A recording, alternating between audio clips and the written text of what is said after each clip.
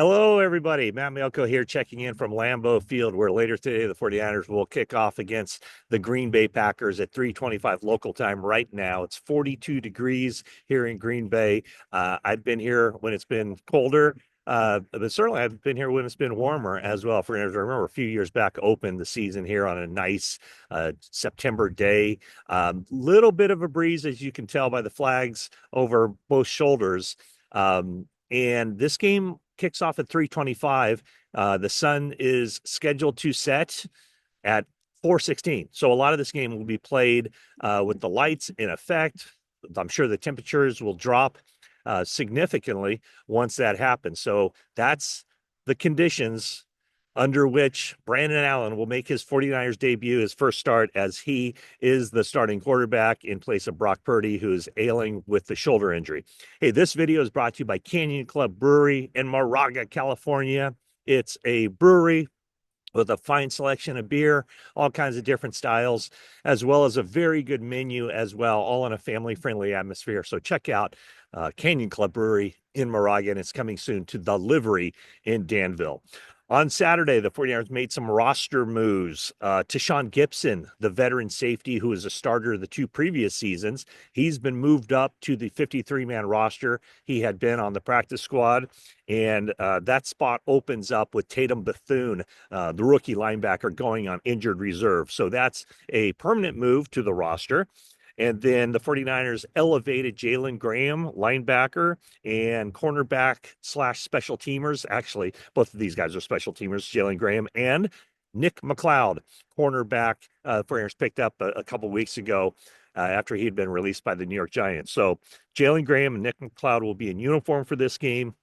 And then offensive lineman John Feliciano downgraded to out. And so the 49ers have to make a move with him, either keep him on injured reserve for the season or bring him up to the 53-man or release him on Monday. So let's see what the 49ers have planned there.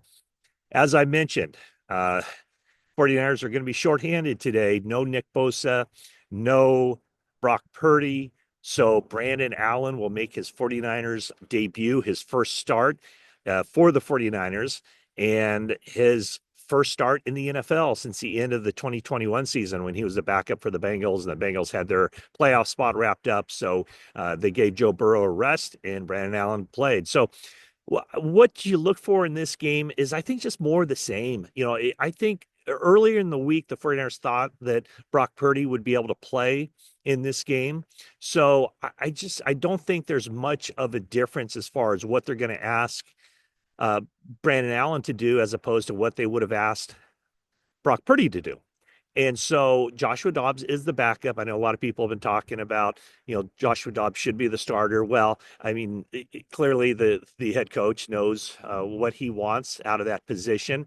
And I think what he wanted, as the wind is starting to pick up here pretty good, I think what he wanted was a backup quarterback who's more similar to the starter. So if a situation like this were to happen, they wouldn't have to rip up the game plan and say, okay, let's utilize the quarterback's running ability more or something of that nature. So Joshua Dobbs will be the backup quarterback. 49ers will suit up two quarterbacks in this game.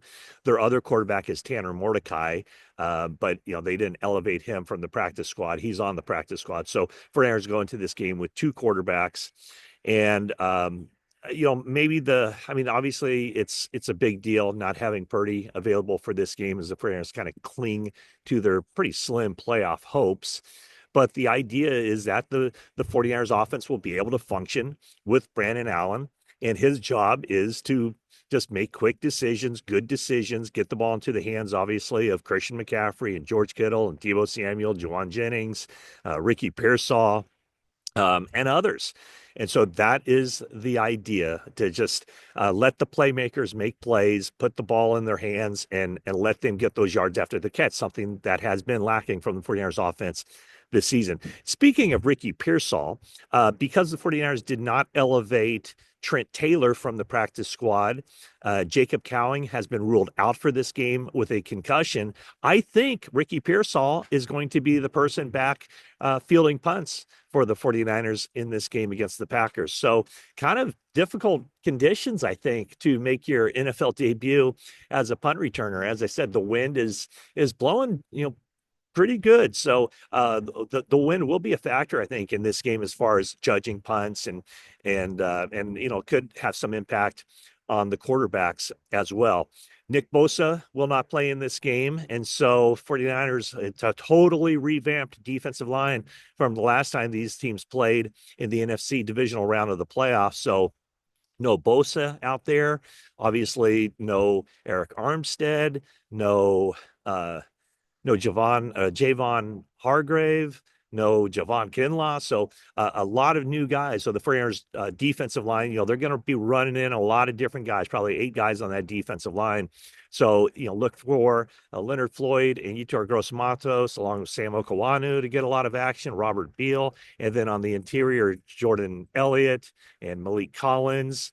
Kevin Givens is out for this game. So the 49ers don't have him available for this one either. So Kalia Davis and Khalil Davis figure to see some action in this one. So again, that's the word here from Lambeau Field, where the longer I'm out here, I'm getting a little bit more chilly.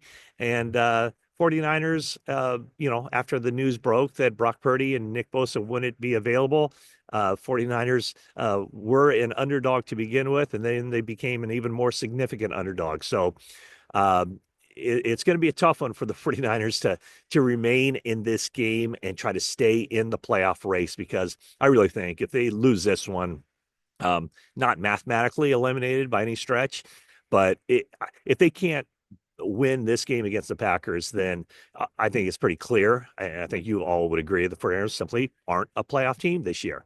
If they can win it with Brandon Allen at quarterback, who knows? We'll see where this season takes them.